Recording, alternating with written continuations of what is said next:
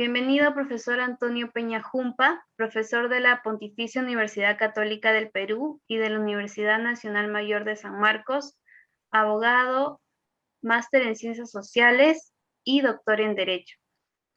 Sobre el tema de hoy, que es la consulta previa.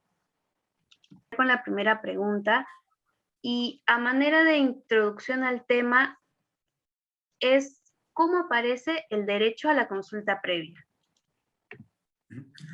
Este es un derecho que se puede entender es una conquista de la población originaria. Cuando hablo de la población originaria me estoy refiriendo a los pueblos indígenas o los pueblos tribales, como regula el convenio 169 de la OIT.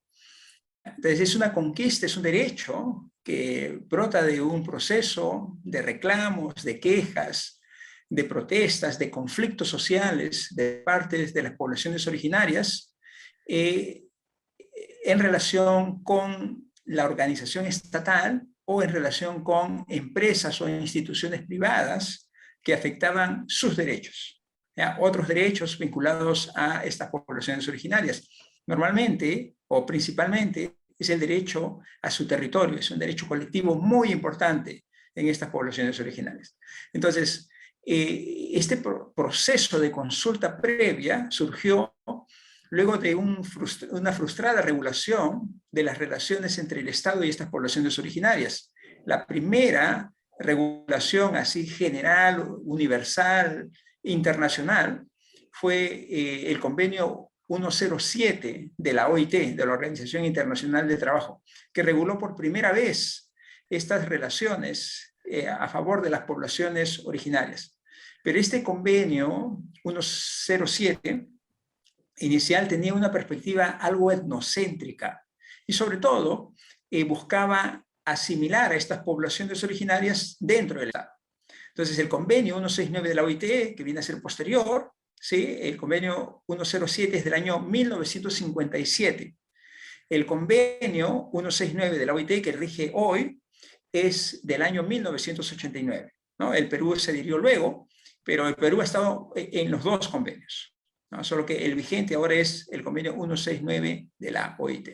En este último convenio internacional de las poblaciones originarias, de los pueblos indígenas y de los pueblos tribales, como lo denomina el convenio, en este último convenio, en esta última regulación, se ha otorgado derechos más autónomos a estas poblaciones originarias. Y dentro de esta perspectiva de autonomía, se reconoce ciertamente el derecho de consulta previa como un derecho fundamental para estas poblaciones.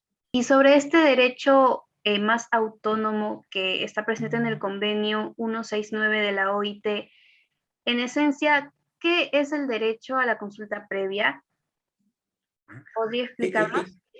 Sí, es un derecho que consiste en consultar a estas poblaciones originarias. Estoy hablando de los pueblos indígenas y pueblos tribales, como refiere el convenio 169 de la OIT. Consiste en consultar previamente a estas poblaciones originarias todas las decisiones que el Estado, la organización central del territorio nacional, a través del Estado, realice a través de medidas que puedan afectar a esta población originaria a través de las medidas administrativas o legislativas.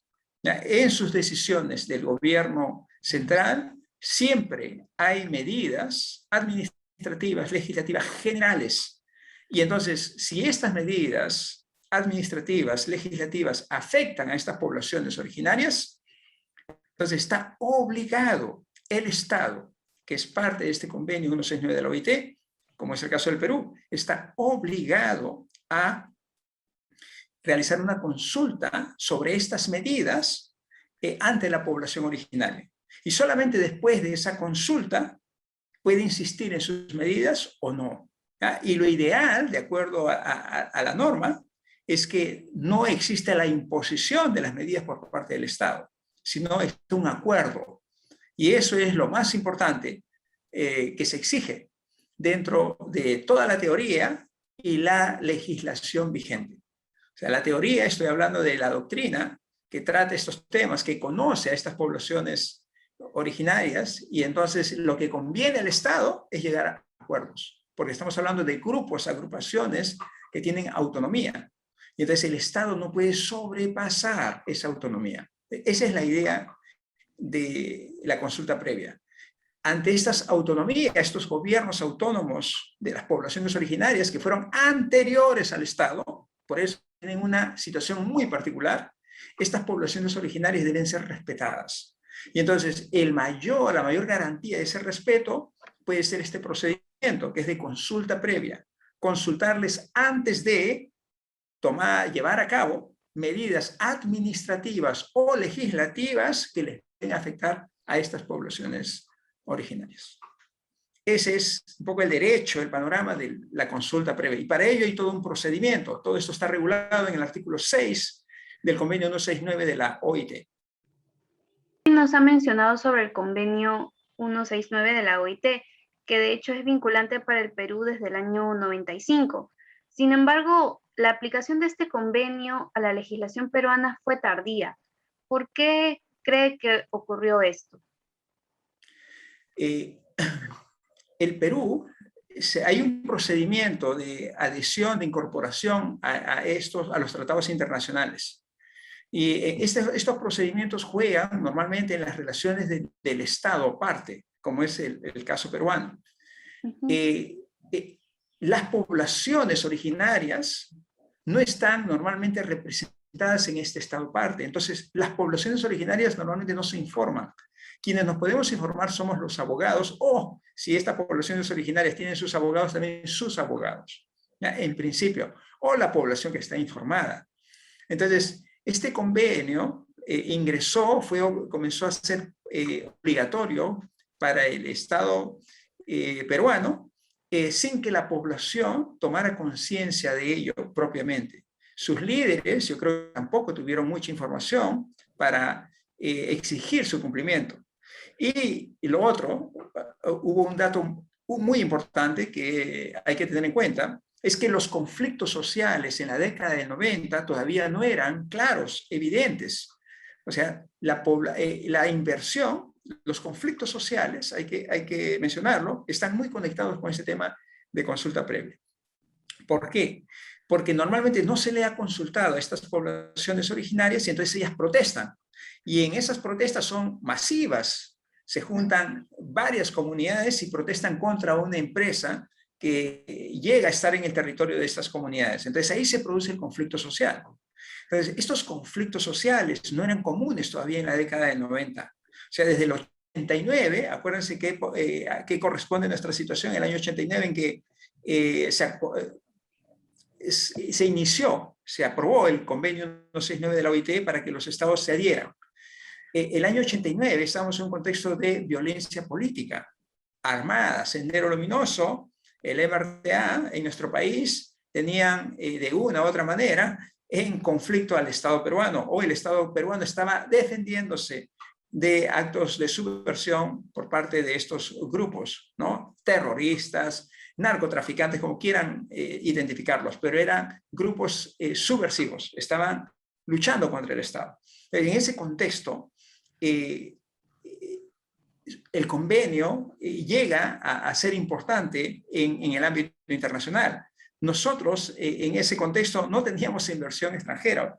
Entonces, a partir del año 93, con la Constitución de 1993, cuando se inicia esta relación de contratos que iban a ser respetados desde el Estado, contratos ley, es así como lo denomina la Constitución misma, es que las inversiones comienzan a llegar, ¿no? En esas condiciones es que comienzan a llegar porque querían asegurar el capital que están invirtiendo. Entonces, toda esa década del 90, los conflictos todavía no aparecen.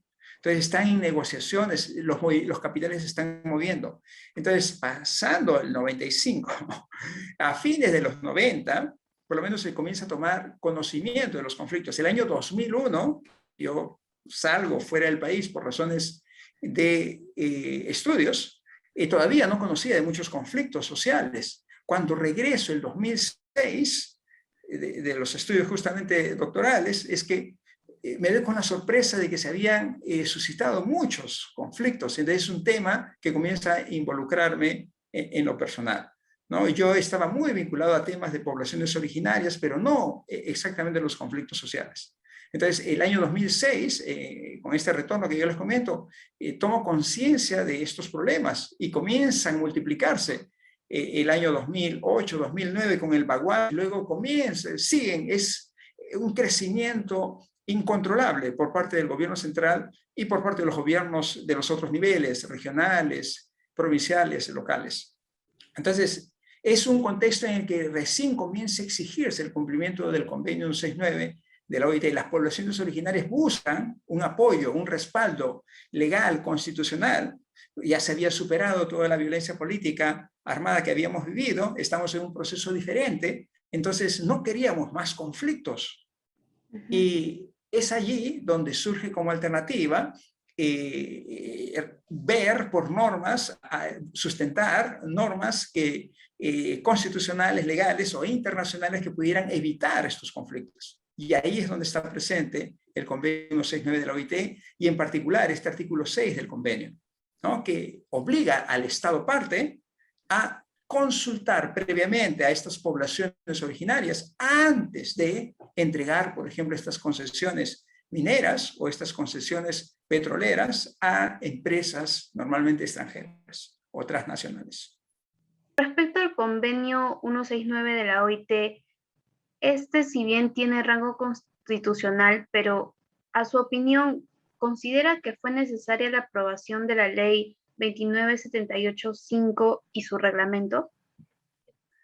Esta ley, en el caso peruano, la ley de consulta, del derecho de consulta previa de los pueblos indígenas o pueblos originarios, ¿sí? Fue dado en un contexto justamente de creciente violencia producto de los conflictos sociales, ¿sí? Después del Baguazo en particular, después del año 2009, 5 de junio del 2009, el día central donde se suscita un acto de violencia terrible para el país, donde el país se dividió en dos, a favor y contra los hechos que estaban ocurriendo.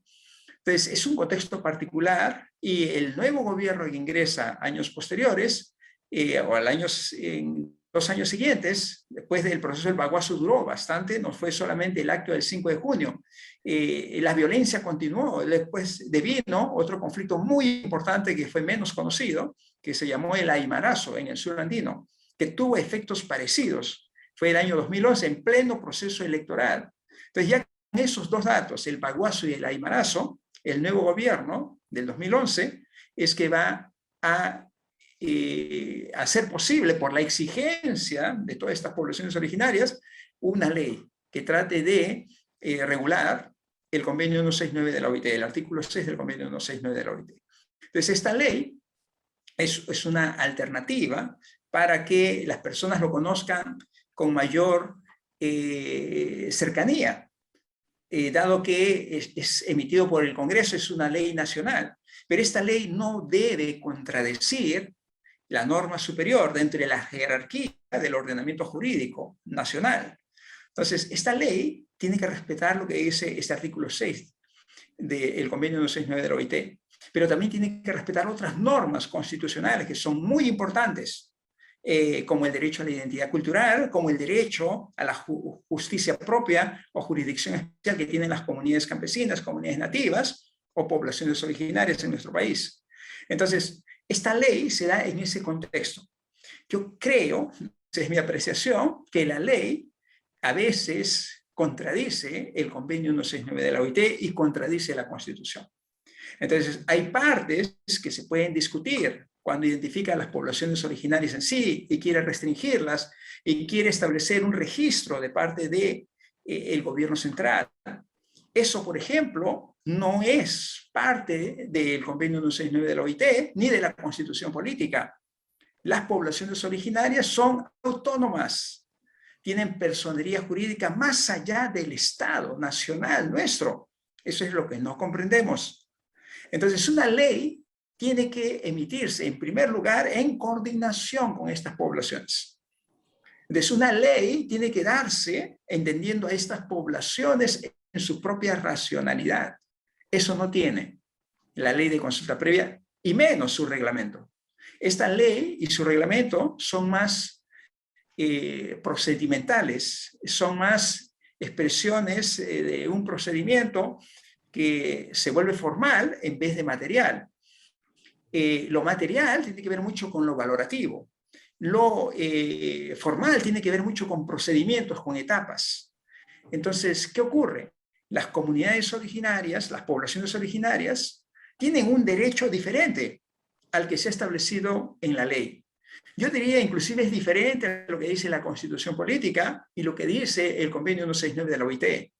Pero, como estas son normas generales, la Constitución Política y el Convenio 169 de la OIT, por lo menos hay una cercanía en la aceptación, en el reconocimiento de los derechos de estas poblaciones originales. Pero cuando ya tú detallas derechos, cuando nosotros, voy a involucrarme como parte del gobierno central o del Estado, porque yo también he estudiado más este derecho del Estado, entonces cuando nosotros regulamos una norma general como la Constitución o el Convenio Internacional, ¿sí? Establecemos normas más taxativas, precisas, ¿no? Exigentes a veces, o normas que restringen derechos. No nos damos cuenta, pero lo estamos generando, ¿no? Con ánimos de hacer más seguro un procedimiento, o sea, de dar seguridad jurídica. ¿Pero a quién? Damos seguridad jurídica a nosotros, no damos seguridad jurídica a la otra parte, que en este caso sería las poblaciones originarias que tienen otro derecho, otra manera de concebir las normas vinculadas a este derecho que está en la Constitución o está en el Convenio 169 de la OIT.